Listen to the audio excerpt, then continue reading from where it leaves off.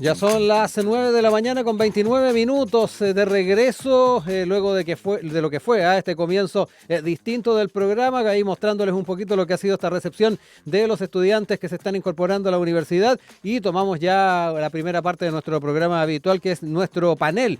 Tenemos varios temas que queremos conversar el día de hoy junto a Karen Glavich. Ella es directora de la colección Feminismos, editora en Pólvora Editorial y además integrante de la red de filósofas feministas. ¿Cómo estás, Karen? Muy buenos días. Muy buenos días, Rodrigo. Gracias Gusto por acompañarnos y volver acá también en esta temporada 2026. También saludamos al subdirector ejecutivo del Instituto Res Pública, Rodrigo Meléndez. Rodrigo, también gracias por estar acá con nosotros. Hola Rodrigo, la Karen, y muchas gracias también por la invitación. Oigan, tenemos harto que comentar porque estos primeros días de gobierno no han estado exentos de particularmente señales, de propuestas, pero también de polémicas. Y aquí me quiero quedar con el primer tema que hemos propuesto para el día de hoy, que tiene que ver con el retiro de este proyecto de negociación ramal. Que se dio a conocer particularmente esto por el gobierno el día de ayer. Se utilizó una facultad presidencial para retirar la iniciativa de negociación colectiva multinivel que había sido impulsada por el gobierno anterior. Se había criticado un poco el timing con que se había presentado, que fue, sin ir más lejos, en el mes de enero. Sin embargo, hubo un trabajo a nivel de sindicatos, a nivel de gobierno, de algunas pymes también, no así el mundo empresarial, que se había restado de estas reuniones y mesas de trabajo. En ese sentido, va a ser importante el poder analizar aquello. Ya lo decíamos, hay una facultad presidencial de por medio y se retiró de la tramitación legislativa durante la primera sesión de la Cámara en este nuevo periodo legislativo. Proponía pasar este proyecto desde un sistema de negociación centrado en cada empresa hacia un modelo sectorial. Esto ha tenido también reacción inmediata desde la Central Unitaria de Trabajadores. Sin ir más lejos, dentro de lo que se ha planteado es que este retiro sería una provocación política y se acusa además al gobierno de negación de conversación democrática en el Congreso. En el programa que nos antecede, Línea 1, tuvimos ahí la oportunidad de conversar con el secretario general de la CUT, Eric Campos, y ahí él hizo algunos análisis y algunas opiniones respecto a lo que ocurrió. Señaló en esta conversación con Alejandro Guilleri y Gonzalo Espinosa que se sabía de esta agenda, parece que es parte del manual de la ultraderecha. Dijo: hay preocupación pero no sorpresa. Sin embargo, en lo que tiene que ver con el retiro de la negociación ramal, dijo que esto ha sido un gustito ideológico y agregó que bastaba con no ponerla en tabla, más que retirarla. Nos vamos a enfrentar, agregó, a debates que creíamos superados en el siglo XX. Son algunos de los puntos entonces que se establecieron también por el dirigente de la CUT en esta conversación, reiteramos, que tuvo con Línea 1 en la mañana. Con todos estos antecedentes, yo me quiero quedar con ustedes para poder ir analizando un poquito las implicancias que tiene esto y además la batería de decisiones que se han ido tomando en estos primeros días de gobierno, que no han estado para nada tranquilos. Karen, parto contigo para que también me cuentes un poquito cuál es la óptica que tienes. Sí, o sea, me parece y llama la atención el retiro no solo de este proyecto, sino también un poco de lo que está ocurriendo con otros proyectos, sí, ¿no? Y la forma en que el gobierno se instala, digamos, una política de revisión, podríamos decir, que está sustentada bajo la idea de la revisión de una serie de proyectos que no son totalmente, totalmente algo contrario, digamos, a la política del gobierno como tal. Este proyecto de negociación colectiva ramal o negociación colectiva multinivel es un proyecto importante para los trabajadores en Chile. Entonces es cierto, como dice el presidente de la CUT, que es una señal, y es una señal que es interesante de poder analizar, no solo por lo que el proyecto tiene o por cómo el proyecto fue construido o si fue presentado tarde o no, sino por lo que significa y qué señal es la que se quiere dar y a quiénes, ¿no?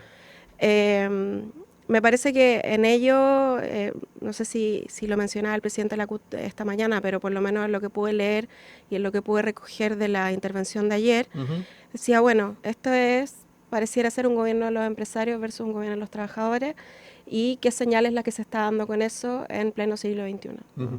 en que no debieran estar contrapuestos de esta manera los intereses de los dos sectores, sino que más bien debiéramos tender a una conversación en la que ambas partes puedan estar representadas. Yo diría que ese es uno de los principales problemas de que este proyecto se haya retirado, y queda por ver además que viene, ¿no? El sacarlo y no solamente no ponerlo en tabla, como decía el presidente de la CUT, es una señal de, bueno, esto lo desechamos, versus no le damos la importancia o no le damos la importancia que le puso el Ejecutivo en la anterior administración.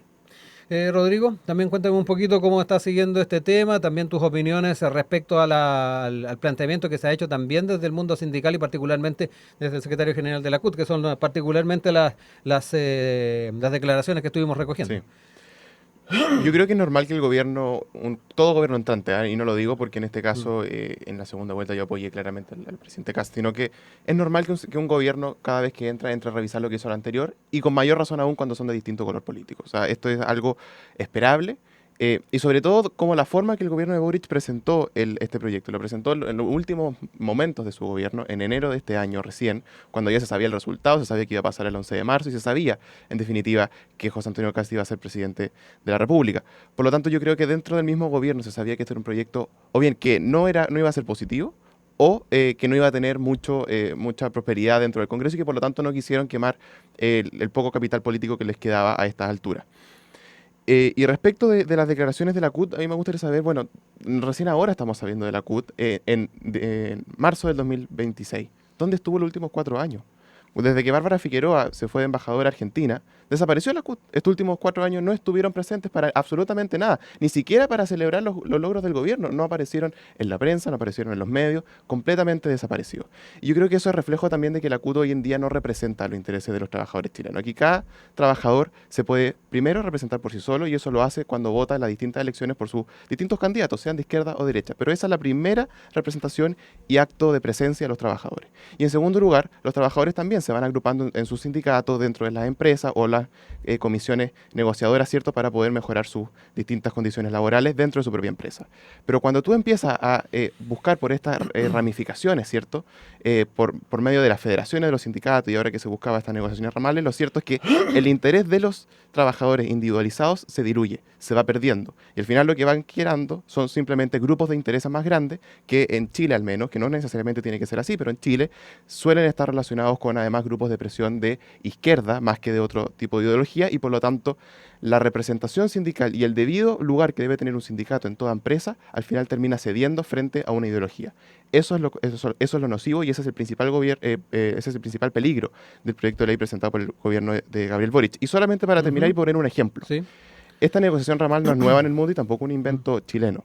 Ha existido en otras partes del mundo. Pero yo me quedo con el ejemplo australiano, un país que intentó tener, y la tuvo de hecho, negociaciones ramales a principios del siglo pasado en distintos de sus estados. Recordemos que son una federación como similar a Estados Unidos. Y sin embargo, se dieron cuenta que esto iba generando verdaderos carteles de trabajadores versus los empresarios. Y esto generaba distintos problemas, no solamente para los salarios de los trabajadores, sino que en toda la economía. Y al final, el país que nosotros conocemos, que es Australia, que es un país próspero, que avanza, ¿cierto?, hacia el progreso, fue avanzando de forma disímil entre los distintos estados. ¿Por qué? Porque una de las cosas que fueron eliminando fue la negociación ramal, que les impedía tener ese progreso y que al final perjudicaba a los mismos trabajadores. Karen, varias cosas. El análisis que hace Rodrigo y particularmente la proyección del rol que está teniendo la CUT, que está teniendo también el mundo sindical, la importancia de alguna manera llevar adelante o no una propuesta de estas características. De hecho, para también ser más claros en torno a lo que traía esta propuesta, trabajadores y empleadores de un mismo rubro como minería, pesca o comercio podrían establecer estándares mínimos en materias como sueldos, condiciones de trabajo, salud y seguridad laboral. Es parte también de lo que está contemplado o estaba contemplado en este proyecto. ¿Cómo ves también la crítica que en muchos aspectos se hace al mundo sindical? Y por otro lado, lo que podría significar una negociación ramal comprendida con lo que ha estado pasando también en otros lugares del mundo. Están las visiones que ha planteado Rodrigo, hay otros que son más en la línea de que esto podría fortalecer los sindicatos. ¿Cómo ves también tú ese tema? Y obviamente te dejo espacio para hacer los contrapuntos que estimes convenientes. Sí, en principio yo creo que es cierto que la capacidad de los trabajadores de negociar y la capacidad de los trabajadores de organizarse en sindicatos y que sean formas, digamos, de plataforma en que los trabajadores puedan estar coordinados y conectados, ha venido a la baja durante las últimas décadas. Es decir, muchas de las críticas que también se le instalan a este proyecto es como si fuera un proyecto anacrónico, ¿no? Como que fuera un proyecto que habla más del Chile del siglo XX o del Chile de los años 70 quizás, y no del Chile de hoy. Me parece que precisamente por eso, por la, podríamos decir, como dispersión que existe entre los trabajadores, sobre todo en distintos rubros de los trabajadores. Uno podría decir, bueno, los trabajadores del cobre o los subcontratistas tienen una capacidad de organización y tienen una capacidad de relacionarse con los empresarios que no es la misma que tienen trabajadores en otros rubros. Entonces, si hay un proyecto como este, es precisamente para poder darle mayor entidad a los trabajadores y que si hay negociaciones que se dan a nivel superior, eso pueda ir decantando hacia trabajadores que no tienen la misma capacidad de organización y que podrían ver en esta negociación, ya sea a nivel superior o a nivel de mediana organización, puntos que les ayuden a volver a tener un tipo de organización que apunte, yo esto lo tomo de las lecturas que hice de la propia CUT o que manifiestan los políticos, digamos, del gobierno anterior, para poder llegar a una suerte de entendimiento social, a una suerte de paz social, en donde los intereses no se vean contrapuestos de una manera que no sea con una capacidad de resolución en que los trabajadores tengan una mejor posición. Rodrigo, me quedo contigo. También entrar un poco en efectivamente los argumentos que nos entregaba Karen y sumar además a propósito de esta negación a la conversación democrática de la que hablaba la CUT, el espacio que se ha dado para poder dialogar estos temas. Yo lo mencionaba al principio, el año pasado, y de hecho todavía siendo ministra del Trabajo Janet Jara, se habían comenzado a desarrollar algunas mesas previas para ir aunando criterios en torno a este tema, con CUT, con gobierno, con algunos sectores de las pymes que han sido también un poquito, les inquieta un poco este tema, y por otro lado el mundo empresarial que se restó de estas conversaciones. Más allá de las visiones ya sea ideológicas, prácticas que se puedan tener, y a propósito de lo que plantea el mundo sindical, de poder darle la oportunidad de una conversación democrática, ¿cómo podemos dar también causa a aquello? Siempre es bueno conversar. Sí, siempre es bueno conversar, pero también hay que saber dónde y cuándo se tiene que conversar. Lo que la CUT está alegando que no se está cumpliendo con esta conversación democrática, en definitiva está diciendo que no pueden hacer lobby ahora directamente con el ministro de Trabajo como lo hizo con Janet Jara en su minuto. Lo cierto es que la democracia, sobre todo en democracias representativas como la nuestra, se da sobre todo en el Congreso Nacional, y es allí en donde se tiene que dar este tipo de conversaciones, y son los propios trabajadores los que ya expresaron cuáles son sus decisiones, cuáles son sus prioridades sobre todo, y claramente durante las últimas elecciones, tanto la elección del presidente como la elección del Congreso, que fueron los mismos días. Entonces, cuando hay un grupo de presión como lo es la CUT, que está diciendo que no, que este gobierno no cree en la democracia porque no nos invita a conversar, insisto, ellos están alegando que no pueden hacer lobby directamente, como ya estaban acostumbrados estos últimos 4 años, motivo por el cual yo creo que estaban, como ya dije, desaparecidos. Nuestra democracia representativa parte sobre la base que los ciudadanos votan por sus representantes, y son estos representantes los que en el Congreso Nacional representan, valga la redundancia, a sus propios electores en los distintos temas, y que por eso salen electos, ¿cierto?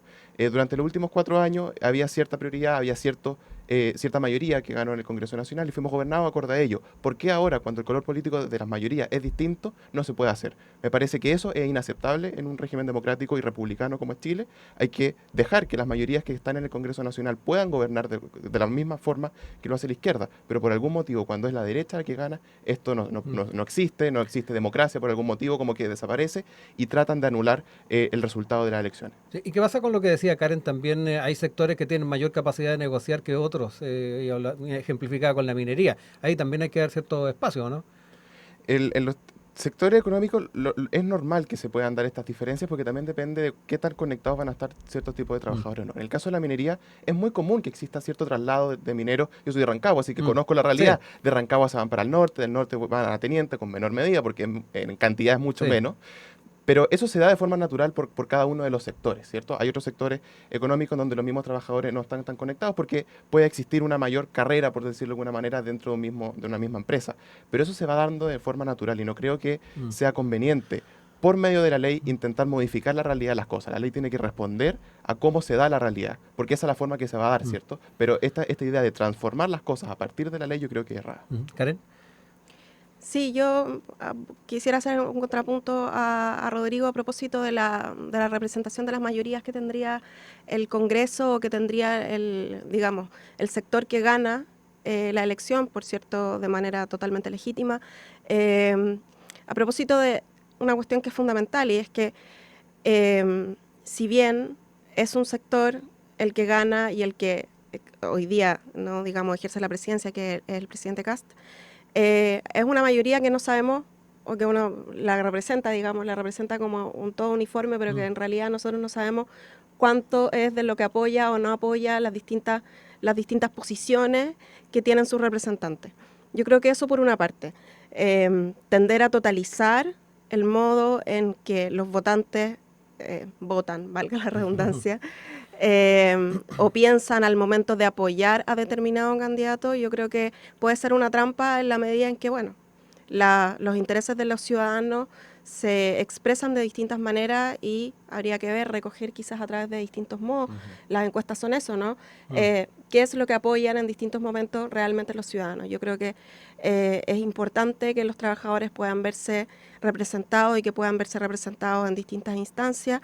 Me parece que si bien hoy día las mayorías no son quizás sensibles a este proyecto, y que es un proyecto que pudiera haber sido discutido antes o que pudiera haber entrado antes, digamos, a la discusión en el Congreso, eso no obsta, digamos, para que pueda ser discutido en el Congreso y que las distintas sensibilidades, además que están, que no son todas de izquierda y no son todas de derecha, sino que hay también un abanico más o menos interesante en el medio, pudiera también expresar qué es lo que opina respecto a este tema.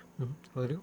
Sí, yo creo que si es que este hubiese sido un tema relevante para el nuevo ciclo político que estamos entrando en Chile, primero se habría conversado sobre esto en la campaña, y lo cierto es que no recuerdo que se haya tocado, y si se tocó tuvo que haber sido como un cuarto plano. Las prioridades hoy en día son migración, economía y seguridad pública, y en base a eso es que se están estableciendo las prioridades no solamente en el gobierno, sino que también en la agenda pública y también en el Congreso Nacional. Y esto lo digo porque hubo temas que sí fueron presentados por este gobierno y que hoy en día continúan dentro de la discusión. Estoy pensando, por ejemplo, en el proyecto de Sala Común Universal, que más allá de las diferencias sigue siendo tema.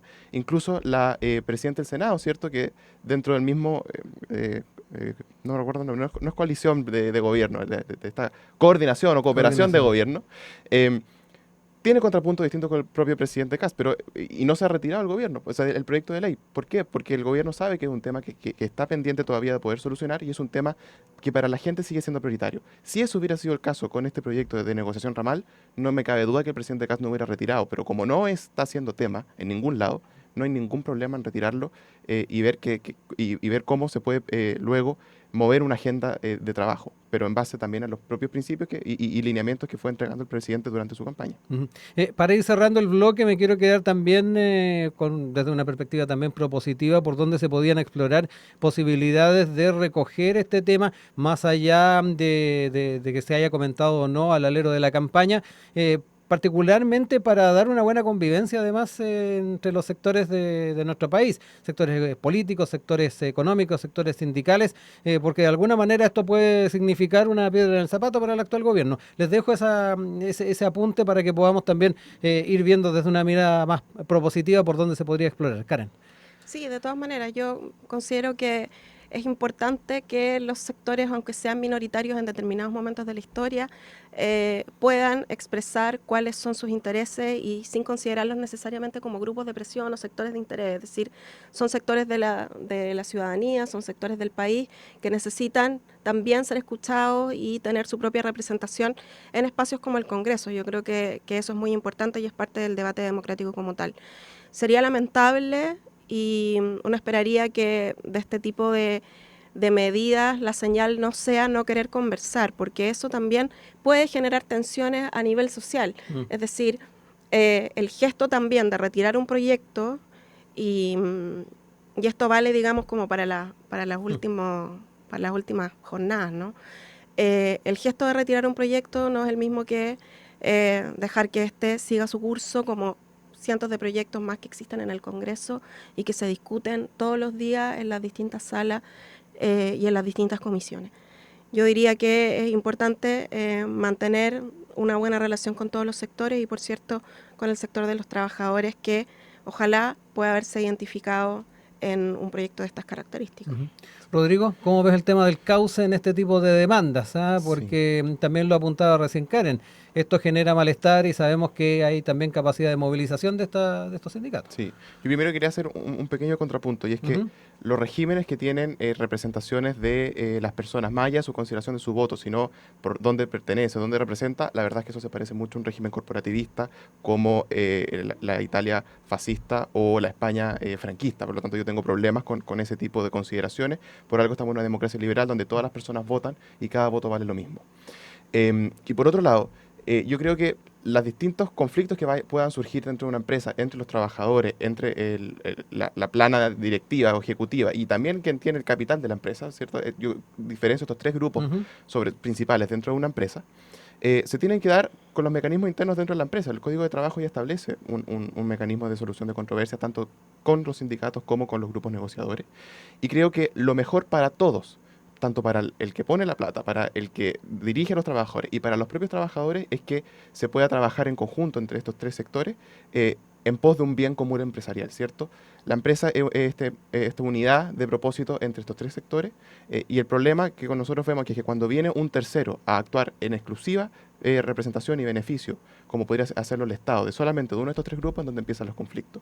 Yo creo que cada uno de estos tres grupos tiene que actuar bien, tiene que actuar en conforme. En el caso de los empresarios deben pagar sueldos que sean acorde al trabajo que prestan sus trabajadores y que les permitan vivir bien, ¿cierto? Y de los trabajadores se espera que ellos también puedan trabajar y hacerlo también conforme a lo que se espera. Pero si es que existen estos conflictos que se van a dar de forma natural, somos humanos y hay conflictos dentro de una familia, como con la persona que yo me cruzo en la calle, ¿cierto? Que se den de la mejor manera posible y pensando siempre en este bien común empresarial. Dejo espacio para cerrar, no sé si tienes algún contrapunto más que hacer ahí, Karen. Sí, o sea, a mí una de las cosas que me llama la atención, sobre todo en este tema, es que hay distintos grupos, es cierto, que están empujando, digamos, porque este proyecto se instale o no se instale dentro de la discusión pública. Y hay sectores, obviamente, del empresariado que han recibido muy bien esta noticia de que el proyecto se retire, ¿no? Entonces, ojalá poder ver, porque tiene una representación el empresariado al momento en el que tiene la capacidad de dar voz y ha tenido la capacidad además de participar de las discusiones, entiendo, de la primera parte del proyecto, o de retirarse de las discusiones, ¿no? Entonces, hay un sector de la sociedad que sí está representado y hay que ver el modo en que este otro sector de la sociedad también pueda ser representado en la medida en que hay intereses contrapuestos y que es importante nuevamente que se vean representados los intereses de los trabajadores para poder mejorar efectivamente su calidad de vida y su salario, ¿no? Rodrigo, para cerrar el bloque. No, yo solamente insisto en lo mismo, es cierto que me parece que los distintos conflictos que se puedan suscitar tienen que ser resueltos al interior. Cuando o cuando surge un tercero, me parece que es donde empiezan los conflictos más difíciles. Y además que las distintas empresas, por mucho que quieran hacer presión, que creo que también es indebido que hagan presión al interior del Congreso, me parece que tampoco corresponde, no solamente lo digo por el caso de la CUT, sino que esta presión indebida que van ejerciendo dentro de los parlamentarios también es negativa.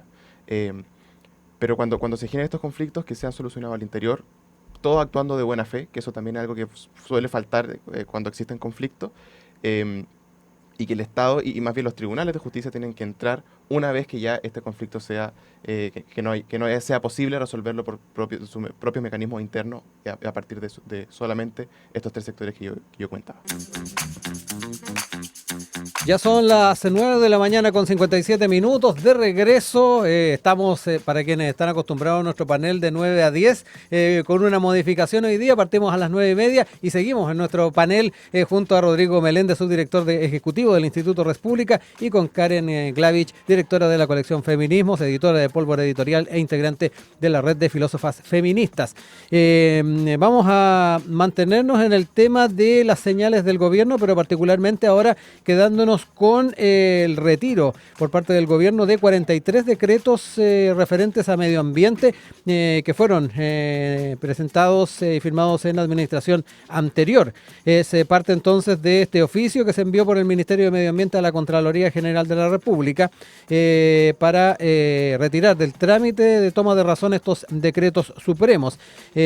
Aprobaban reglamentos, establecían normas e incluso creaban parques nacionales y reservas. Se incluyen otros como el que declaraba monumento natural de especie al pingüino de Humboldt y el que designaba a los integrantes del Consejo Nacional para la Sustentabilidad y el Cambio Climático 2026-2027. Es parte entonces de esta señal que se ha dado por parte del Ministerio. Se explicó en todo caso la decisión con el objetivo de asegurar que los instrumentos emanados desde el Ministerio respondan a los estándares técnicos y normativos vigentes. Hemos iniciado el proceso de revisión de los decretos aún en trámite ante la Contraloría. Esta es una práctica habitual al inicio de una nueva gestión y es consistente con lo realizado en administraciones anteriores. A su vez, este trabajo se desarrolla en el marco del plan de auditoría interna del gobierno del presidente Kast, el que exige una revisión minuciosa y exhaustiva de todos los decretos y reglamentos pendientes. Es parte de lo que trae además la declaración del Ministerio de Medio Ambiente. Yo quiero también recoger otra de las entrevistas que hubo temprano en Línea 1. Dialogaron con el director ejecutivo de la ONG FIMA, Ezio Costa, y él señaló que efectivamente es normal que se retiren algunos decretos que un gobierno quiera modificar. No es normal que se retiren todos los decretos de un sector que tienen además muchos años ya de trabajo. Esa es parte de lo que señaló Ezio Costa de la ONG FIMA. Yo me quiero quedar ahora con ustedes para que también abordemos este tema, mientras también quienes nos siguen por la señal 50.2, ahí vemos también algunas de las publicaciones que surgieron el día de ayer con otro tema que marcó la agenda. Estuvo súper nutrida la agenda el día de ayer a propósito de estas decisiones. Rodrigo, parto contigo ahora. Yo creo que esta polémica que se ha armado en torno a los decretos retirados es un tanto artificial. Como dijimos en el panel anterior, ¿cierto? El bloque. Es normal que un gobierno cuando entre busque revisar aquellas cosas que quedaron pendientes del gobierno anterior y sobre todo cuando hay un cambio de color político. Y estos decretos, 13, si no me equivoco, fueron presentados el mismo 10 de marzo de este año, o sea, un día antes del cambio de mando, lo que refleja que se estaba intentando presentar algunos de estos reglamentos de forma apurada, ¿cierto? Un poco lo que fue la tónica con el cable chino, a mi juicio. Y por otro lado, el resto de los decretos, muchos llevaban, es verdad que estaban esperando la toma de razón en Contraloría desde incluso el 2023, si no me equivoco, que es el más antiguo. Los más antiguos datan de 2023-2024, ese es el rango claro. de...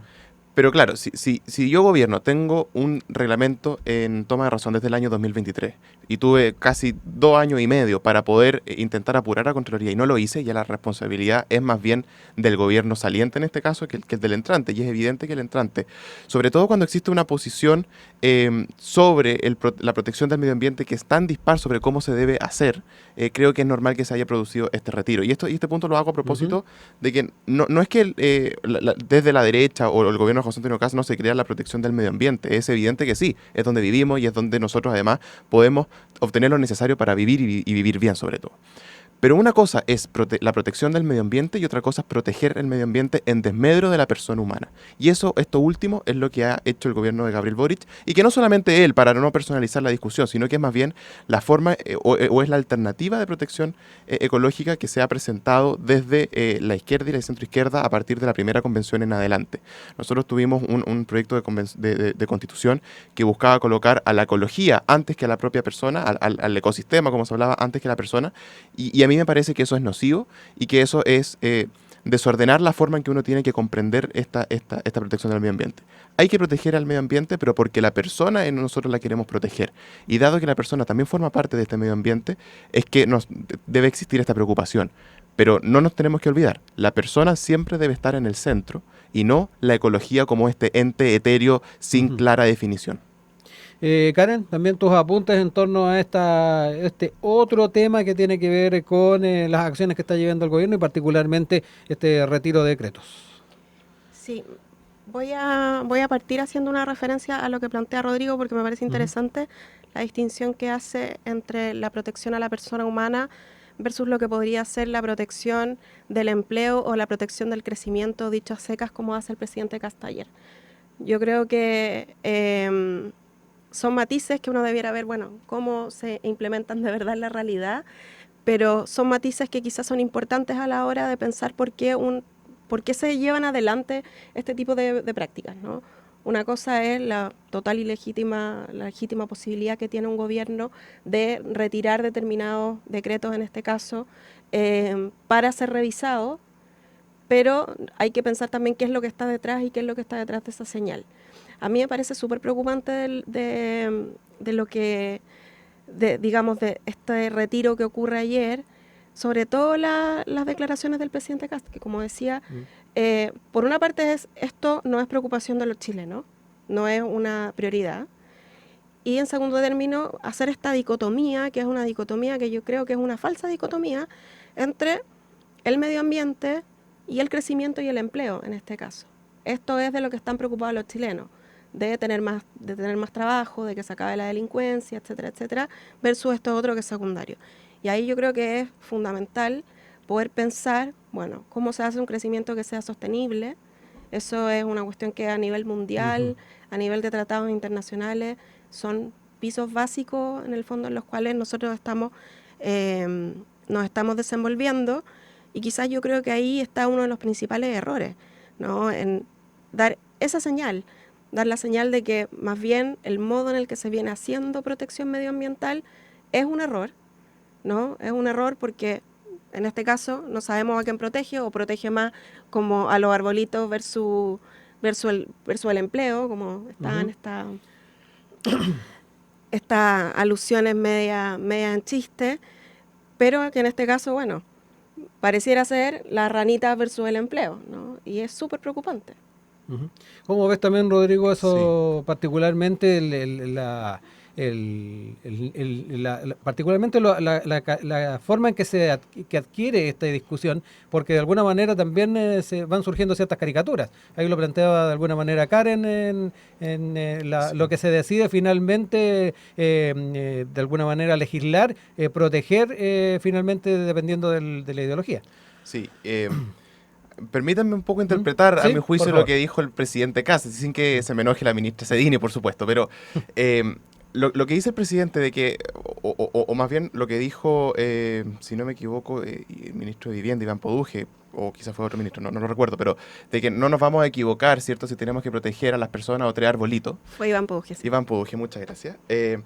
Lo que ocurre aquí es una respuesta a cómo se ha dado la discusión.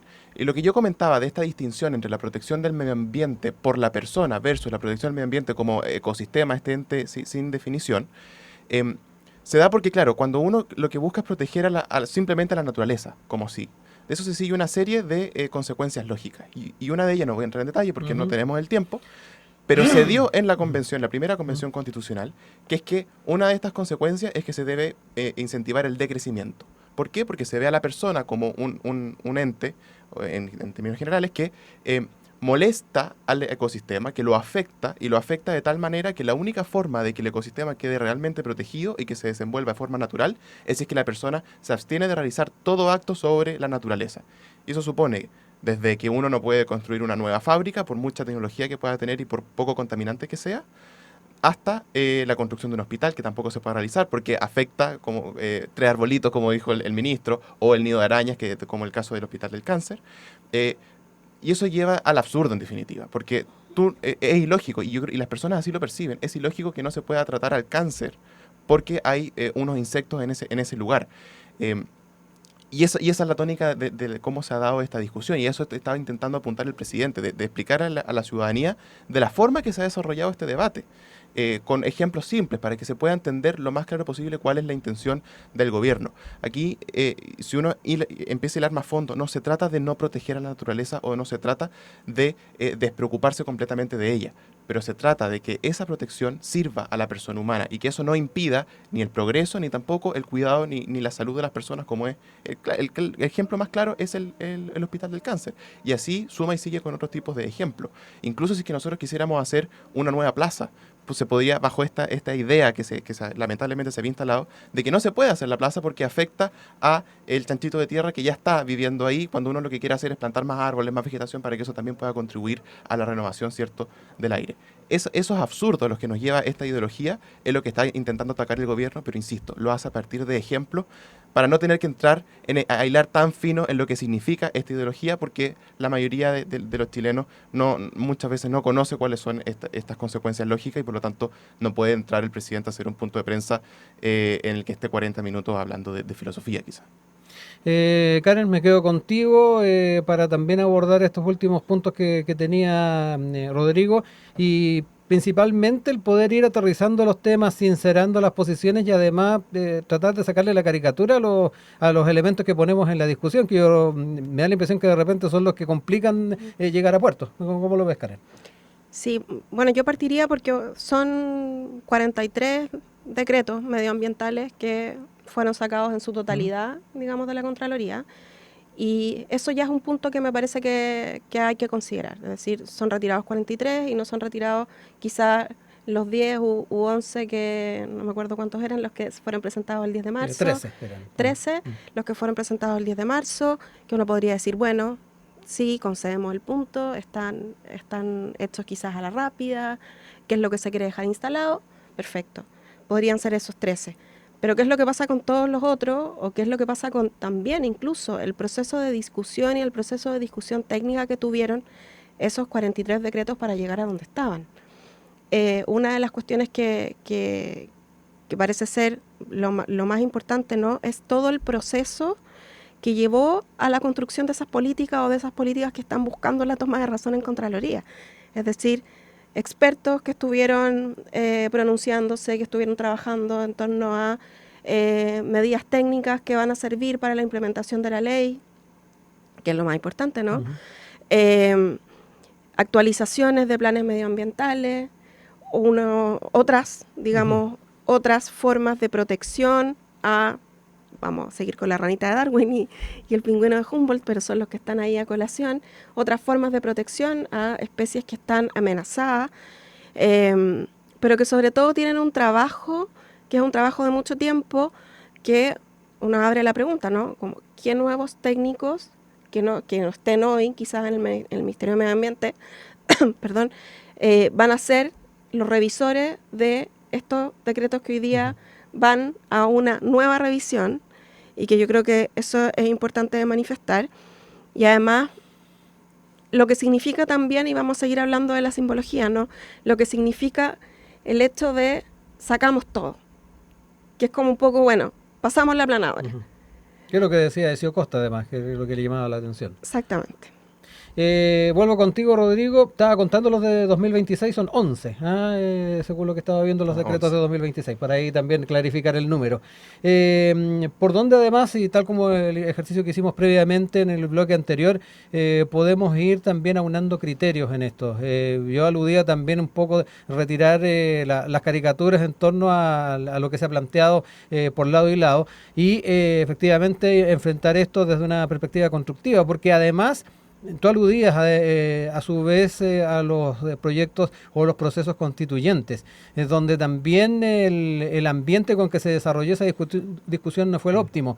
De alguna manera me da la impresión de que con ciertas caricaturas o ciertas formas de poner el tema en la palestra estamos replicando un poco ese ambiente. ¿Cómo ves también que se podría ir aterrizando un poco más este tema y tratar de llegar a consenso donde tanto desde el gobierno, desde el mundo empresarial, desde el mundo del medio ambiente, las organizaciones de la sociedad civil, efectivamente puedan tener la posibilidad de desarrollar sus propuestas, pero además tratar de llegar a consenso?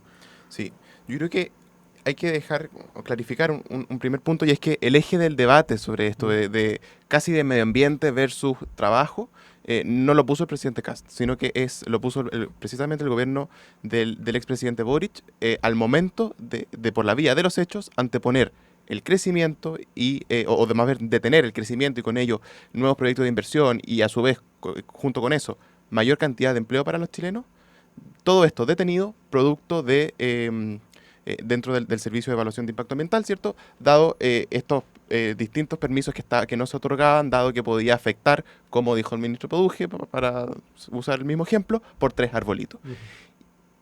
esa dicotomía fue la que se instaló dentro de dicotomía comunicacional, creo yo. Se instaló dentro del gobierno del presidente Boric y por lo tanto, así es como lo siente hoy en día la ciudadanía. O sea, yo creo que si tú le preguntas a cualquier persona caminando por la calle, te van a decir que hoy en día necesita más trabajo y que por lo tanto no hay que cuidar el medio ambiente.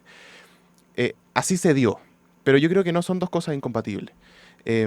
Y pasando a lo propositivo, yo creo que aquí lo claro es primero sentarse a ver, bueno, entender que el retiro de estos decretos no significa de manera alguna de que no se busca la protección del medio ambiente, simplemente se busca compatibilizar con el crecimiento, con mayor empleo y sobre todo hay motivos para sospechar de que pueda al menos haber algo nocivo sobre estos aspectos en los decretos, dado estos componentes ideológicos que acabo de mencionar que venían desde el gobierno de Gabriel Boric, pero también desde la Convención Constitucional, la primera. Por lo tanto, una revisión de estos decretos no hace mal, sino que creo yo que es necesario para verificar. Si uno de estos decretos está técnicamente impecable y no hay que cambiar ninguna coma, no tengo ninguna duda que el gobierno del presidente Kast lo va a volver a presentar tal y como está. Pero segundo, también es necesario sincerar el debate para ver qué es lo que piensa aquí cada uno de los actores. No seré yo quien diga que hay que leer dentro de la izquierda, porque no es mi mundo, pero al menos dentro de la derecha, y para todos los que nos estén escuchando, un muy buen ejemplo es el libro Filosofía Verde de Roger Scruton. Roger Scruton es un pensador conservador, ¿cierto? Y que ha sido el único que ha intentado, a mi juicio, el único que ha intentado dar un esfuerzo serio de mostrar la protección al medio ambiente desde un punto de vista más conservador, más de derecha. Y por otro lado también está, para los que puedan ser creyentes que nos están escuchando, está la misma doctrina social de la Iglesia y las distintas encíclicas de los papas, tanto el Papa Francisco como Juan Pablo II, sobre el medio ambiente y sobre cuál es el rol de la persona dentro de la creación. Karen, también propuestas en lo que se puede venir de aquí en adelante en el debate. De alguna manera también Rodrigo decía, si esto cumple con al menos la revisión que hace el actual gobierno, podría seguir su trámite, pero también es importante ver cómo vamos dando causa a esas discusiones. Sí, a mí me parece, y pienso en los decretos que hoy día han sido retirados, estoy pensando en dos por lo menos que son proyectos que revisan y que buscan atenuar la contaminación tanto en Puerto Aysén como en la cuenca del lago Villarrica. Entonces yo no me puedo imaginar que para los habitantes de Puerto Aysén y para los habitantes del lago Villarrica no vaya a ser esta preocupación medioambiental una de sus principales preocupaciones de vida. ¿Por qué? Porque afecta la calidad de vida hoy día al nivel de contaminación que podemos encontrar en estos dos lugares. Entonces yo creo que ahí nosotros vamos matizando, de hecho, el modo en el que vamos considerando cuánto la discusión medioambiental efectivamente logra permear en los ciudadanos.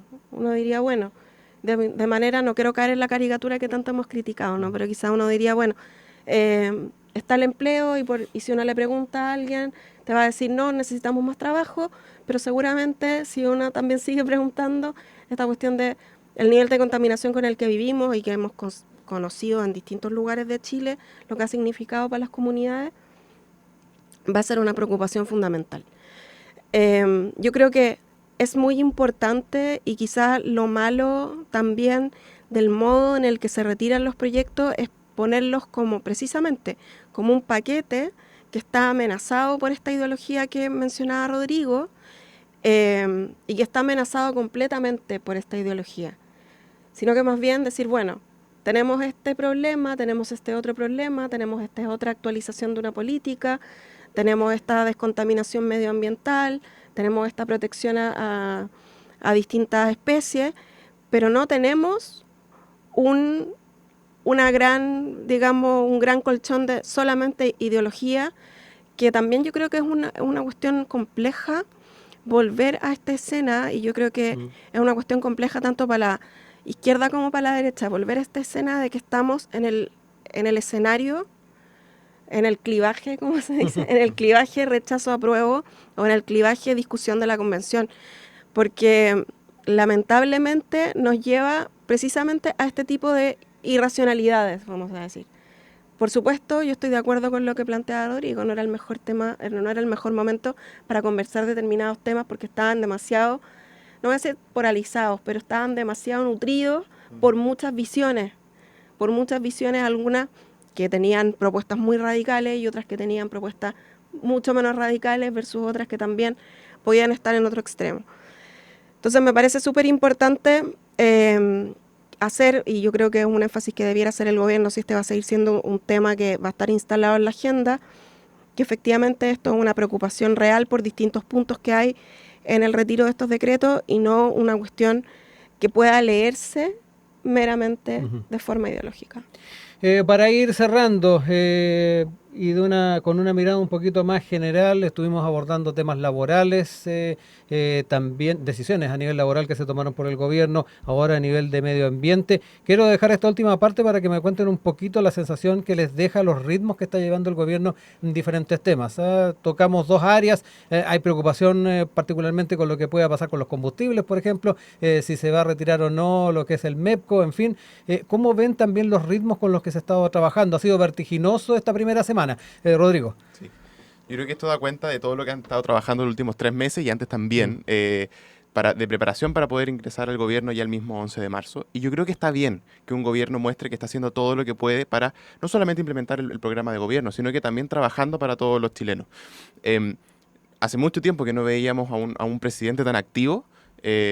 Hace mucho tiempo que no veíamos a unos ministros tan desplegados al mismo tiempo en distintas partes de Chile, conversando, haciendo contactos telefónicos mientras las cámaras los muestran. Yo creo que se ha mostrado muy bien dentro de la retórica de lo que era este gobierno de emergencia para la reconstrucción nacional, ¿cierto? Están actuando efectivamente en virtud de esa emergencia, de la emergencia económica, emergencia laboral, emergencia también de seguridad, y así es como lo están demostrando. Y es verdad que a ratos uno puede decir, pero esto es como el quinto anuncio del gobierno en la mañana, simplemente. Pero yo creo que le hace bien a los chilenos que vean que el gobierno está trabajando, porque también tienen una misión que cumplir y es estar a la altura de las expectativas. Durante la campaña se generaron muchas expectativas sobre lo que podía hacer José Antonio Kast en La Moneda, y eso le supone también un mayor esfuerzo y una mayor exigencia sobre lo que no solo él, sino que él y sus ministros puedan ir haciendo o no. Y este gran esfuerzo por las medidas ejecutivas y administrativas creo que lo está cumpliendo sin mayores problemas. El desafío va a ser que este mismo ritmo del Ejecutivo se pueda también aplicar dentro del Congreso en el Legislativo. Sabemos que están, al menos las comisiones parecen ser favorables a este ritmo, pero todo al final depende de la mayoría, que la mayoría, insisto, no es más que la voluntad de los chilenos, y por lo tanto ahí es donde pueda, creo yo, a mi juicio, haber algún tipo de detención en este ritmo. Sí. Karen, para cerrar el panel del día de hoy, también esta mirada más general de los ritmos del gobierno. Sí, a mí lo que me preocupa de este ritmo vertiginoso es que tiene cierto parecido de familia con otros ritmos vertiginosos de la instalación de derechas o ultraderechas a nivel mundial, ¿no? Pienso en un vecino cercano, ¿no? Nosotros le hemos dicho como la aplanadora, ahora como haciendo cierta caricatura o intentando hacer alguna imagen, ¿no? Pero también esta idea de la motosierra, ¿no? Tan característica de Milei. Y yo creo que sí, que es una manera y una característica en la que entran los gobiernos de derecha a gobernar. Mostrar su capacidad no solo de implementar políticas propiamente propias del sector, ¿no? Sino que además cómo se dan las señales o cómo se arma un aparato simbólico comunicacional en el que dicen, bueno, llegamos a trabajar, nos instalamos a trabajar y nos instalamos a trabajar con todo, y eso significa que no vamos a tener piedad con lo que venía de antes. Y yo creo que si bien eso puede ser efectivo o efectista en determinado momento, hay que saber mantenerlo, y yo creo que es difícil mantenerlo para siempre, digamos. Hay un periodo que siempre se llama como el de luna de miel, ¿no? Entre un gobierno y sus electores o entre toda la ciudadanía, pero que cada vez ha sido más reducido, además. Claro, cada vez más corto, y que ojalá no le juegue una trampa al gobierno llegar y producir tantas expectativas que después no llegan a puerto. Rodrigo, una cosa muy breve. Por favor. Yo creo que no se puede hablar de que el presidente Kast tenga la motosierra como en el caso argentino. Los panoramas son distintos, más allá de que el objetivo puedan ser similares. Aquí los que instalaron la lógica de la retroexcavadora, de destruir lo que Chile había construido durante 30 años, fue el senador Quintana, el ex senador Quintana del PPD, y lo que está haciendo, me parece a mí, el gobierno ahora es tratar de apuntalar este edificio institucional del Chile que hemos creado para que no se caiga. Y para poder apuntalar un edificio y poder reforzarlo, es evidente que hay que actuar con celeridad y también con determinación, y creo eso que es precisamente lo que están demostrando desde el gobierno. Karen, lo último. Pero el senador Quintana ya estacionó la retroexcavadora hace un buen tiempo. Pero la lógica, al menos desde la centroizquierda, viene desde ese minuto y no han parado. Sí, no, yo diría que el gobierno del presidente Boric fue bastante más recatado, sobre todo entrado el gobierno respecto de lo que instalaba, desinstalaba, en referencia a lo que fueron antes como estudiantes y su crítica a los 30 años. Yo creo que eso es más o menos palpable o visible a propósito de cómo fue construyéndose ese gobierno, ¿no? Pero, insisto, yo creo que hay que cuidar lo que se promete, porque las caídas también pueden ser aplanadoras en otro sentido. Rodrigo Meléndez, Karen Glavich, muchas gracias por haber compartido con nosotros el panel de hoy. Muchas gracias, Rodrigo. Muchas gracias, Rodrigo y Rodrigo.